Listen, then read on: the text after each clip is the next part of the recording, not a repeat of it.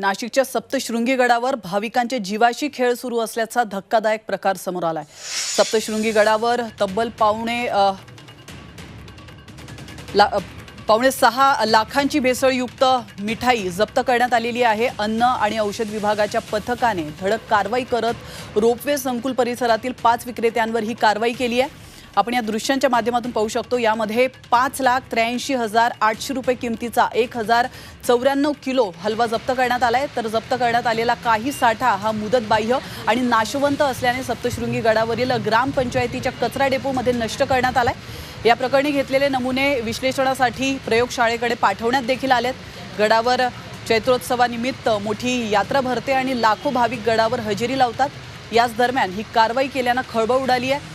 तर गंभीर बाब म्हणजे 4 दिवसांपूर्वीच त्र्यंबकेश्वरमध्ये ही भेसळयुक्त मिठाईवर कारवाई करण्यात आल्याचं आपण पाहिलं होतं आणि त्यामुळे भाविकांनी सतर्क राहावं अशा सूचना आता देण्यात आल्या।